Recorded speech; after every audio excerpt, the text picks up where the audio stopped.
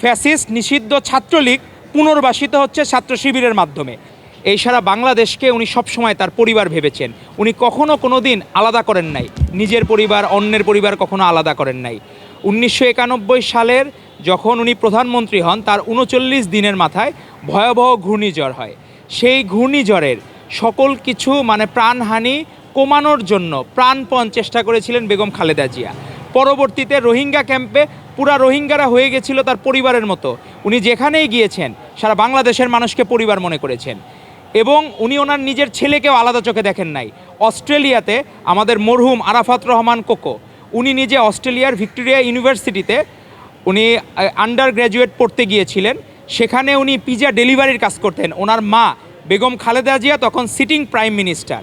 সে সময় এক মুহূর্তের জন্য উনি আলাদা করে নিজের সন্তানকেও আলাদা করে দেখেন নাই। আজকে যখন উনি সেই 91 সালে জানুয়ারি আর ফেব্রুয়ারি মাসে উনি 1800 জনসভা আর পথসভা করেছেন। উনি নিজে 38টা জনসভায় একদিন বক্তব্য দিয়েছেন এবং টানা 48 ঘন্টা না ঘুমিয়ে ক্যাম্পেইন করেছেন বাংলাদেশের মানুষের জন্য। এদেশের জন্য আশীর্বাদ ছিলেন আপসীন দেশনেত্রী বেগম খালেদা জিয়া।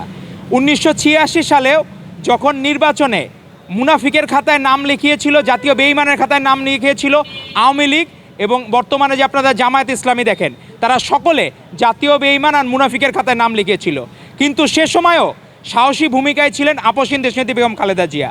তাকে অফার করা হয়েছিল, সে সময়ে হুসাইন মোহাম্মদ এরশাদ উনি অফার করেছিলেন যে আপনি প্রেসিডেন্ট হন। ম্যাডাম সেদিনও আপোস করেন নাই।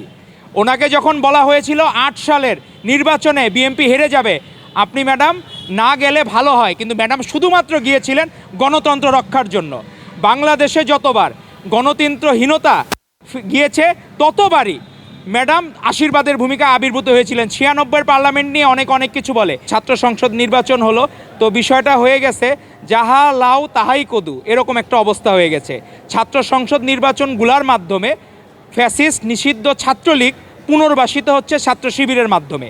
তারা নিজেরা স্বয়ং ফ্যাসিস্টদের পক্ষে স্লোগান দেওয়া, এদেরকে যখন বিভিন্নভাবে হিরো বানানোর চেষ্টা করা হয় তখন বাংলাদেশের মানুষ লজ্জা অবনত হয়। কারণ এই বাংলাদেশের জন্য তো বেগম খালেদা জিয়া, শহীদ রাষ্ট্রপতি জিয়া রহমান বীরত্ব, এখন আমাদের ভারপ্রাপ্ত চেয়ারম্যান তারেক রহমান এই বাংলাদেশ দেখতে চান না যেখানে ফ্যাসিস্টের দোসররা খোলা মাঠে হাসি মুখে ঘুরে বেড়াবে। সেই বাংলাদেশ কখনো আমরা চাই নাই। আমরা চাই এই বাংলাদেশে হারমোনি থাকুক। আর আমাদের যে মানব সেবার শিক্ষা, আমরা এই শিক্ষা পাই আপসীন দেশনেত্রী বেগম খালেদা জিয়ার কাছ থেকে, আমাদের ভারপ্রাপ্ত চেয়ারম্যান জনাব তারেক রহমানের কাছ থেকে। তারা সবসময় আমাদের মানবিক কাজে উৎসাহিত করেন। আজকে আমাদের বিভিন্ন সরকারি বেসরকারি মেডিকেল অন্য ইউনিটের ছাত্রদল নেতৃবৃন্দ বর্তমান ও সাবেক তারা এই উদ্যোগ নিয়েছে। আমরা তাদের এই উদ্যোগকে স্বাগত জানাই, তাদেরকে ধন্যবাদ জানাই। আর আমরা এই নিজেদের সাধ্যমতো আমরা নিজেদের পকেট মানি বাজি। এইবার দেখেন 1 জানুয়ারির কিন্তু 31st নাইটে তখন রাষ্ট্রীয় শোক ছিল, কোনো আতশবাজি হয় নাই। আমরা সকলকে অনুরোধ করব আপনারা এই ছোট ছোট অর্থ জমিয়ে সাধারণ মানুষের পাশে দাঁড়ানোর জন্য। এখানে মানুষের পাশে দাঁড়ালে আল্লাহ তাআলার রহমত থাকবে এবং ম্যাডাম যে আশীর্বাদ পুষ্ট হয়েছেন বাংলাদেশের মানুষের ভালোবাসায়। ধারণা করা হচ্ছে পৃথিবীর ইতিহাসে এত বড় জানাজা একটা বিরল ঘটনা। এখানেই অনন্য ম্যাডাম খালেদা জিয়া এবং শহীদ রাষ্ট্রপতি জিয়াউর রহমান বীরত্ব, ম্যাডাম খালেদা জিয়া এবং ভারপ্রাপ্ত চেয়ারম্যান জনাব তারেক রহমান আমাদের মাঝে যে মানব সেবার বীজ বপন করেছেন, তারই ধারাবাহিকতায় আগামী 12 ফেব্রুয়ারি নির্বাচনে বিএনপি ইনশাল্লাহ সাধারণ মানুষদের ভোটে আপনাদের সকলের দোয়া এবং সহযোগিতায় বিএনপি রাষ্ট্র ক্ষমতায় অধিষ্ঠিত হবে ইনশাল্লাহ। এবং ভালোবাসার প্রাণের দল হিসাবে আমাদের ভারপ্রাপ্ত চেয়ারম্যান জনাব তারেক রহমান উনি বাংলাদেশের প্রধানমন্ত্রী হবেন ইনশাল্লাহ। দেশের নাম্বার 1 ট্রেডিং অ্যাপ নিফটি ফার্স্টে পাচ্ছেন ট্রেডিং এর সব সুবিধা, dual exchange access, company analysis, portfolio তৈরি করা সহ আরও অনেক ইউনিক ফিচারের সাথে ট্রেড করতে ডাউনলোড করুন এক্ষুনি।